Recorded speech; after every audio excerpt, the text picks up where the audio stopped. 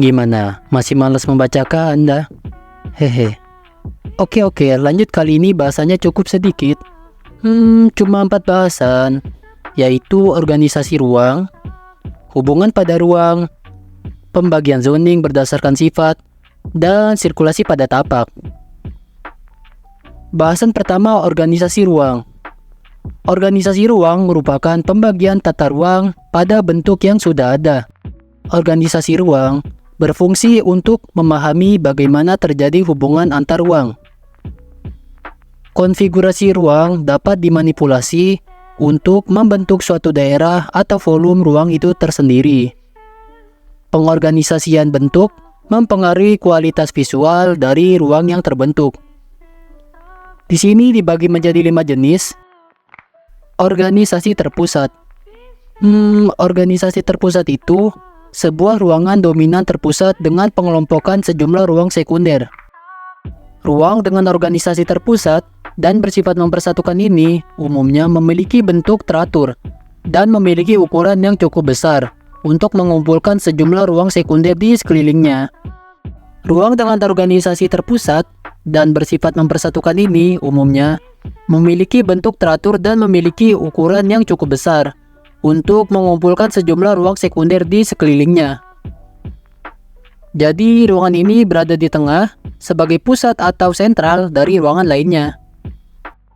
Lanjut ke organisasi linier, yaitu suatu urutan dalam satu garis dan ruang-ruang yang berulang. Contohnya seperti ruang-ruang kelas yang sedari kalian SD hingga ke bangku perkuliahan.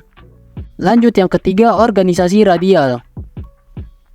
Organisasi radial menggabungkan keduanya atau kombinasi antara linier dan terpusat. Organisasi ini terdiri dari ruang terpusat yang dominan disebar mengikuti organisasi linier yang berkembang secara radial. Lanjut, organisasi terklaser. Pada organisasi ini, kelompok ruang yang didasari pada kedekatan atau memanfaatkan satu ciri-ciri yang sama dihubungkan oleh sel-sel ruang yang memiliki fungsi dan sifat visual yang sama. Dan yang terakhir adalah organisasi grid. Organisasi grid adalah ruang-ruang yang diorganisir dalam area sebuah grid struktur atau rangka kerja 3 dimensi lainnya. Organisasi ini sering digunakan untuk dalam merancang sebuah ruangan bangunan. Oke, bahasan selanjutnya hubungan antar ruang.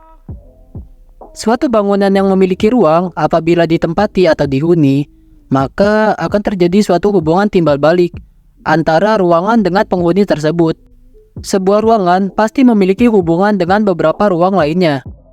Hubungan itu diatur dalam konsep hubungan ruang yang digunakan pada saat menentukan zonasi tata letak atau layout perancangan interior.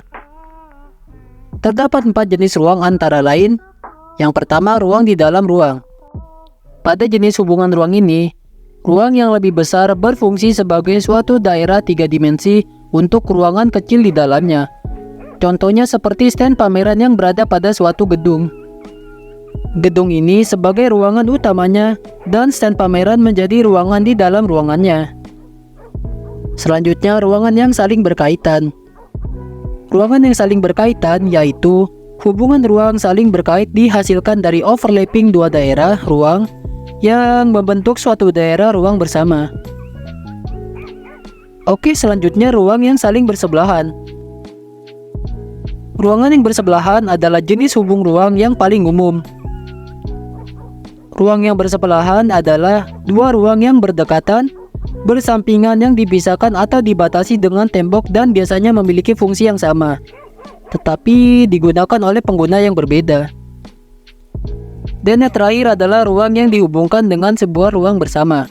Yang dimaksud dengan ruang yang dihubungkan dengan ruang bersama ialah ruang-ruang yang bersifat semi-privat ataupun privat, dihubungkan dengan ruang publik sebagai jalur akses utama ke semua ruang-ruang tersebut.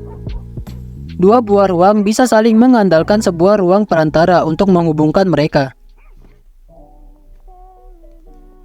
Oke, masuk ke bahasan yang ketiga, yaitu pembagian zoning. Zoning merupakan pembagian area secara umum berdasarkan jenis aktivitas yang dilakukan penghuni. Dalam hal ini rumah tinggal. Misalnya area yang diperuntukkan aktivitas dengan privasi tinggi akan semakin jauh dari area untuk umum atau publik.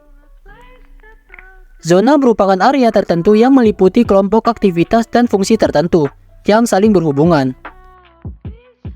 Ada beberapa penentuan batas zoning antara lain. Ada zoning publik, dari kata publik, yaitu zona yang dimasuki orang-orang umum. Pada umumnya, zona publik ini mempunyai akses ke pintu utama, di mana pencapaiannya mudah baik dari luar maupun dari dalam. Contoh seperti ruang tamu dan teras. Lanjut, ada zona semi-publik, merupakan sebagai wadah interaksi dengan seluruh anggota keluarga atau penghuni rumah, dan kadang dengan orang luar terdekat atau kerabat. Yang termasuk zona semi-publik adalah ruang keluarga dan ruang makan.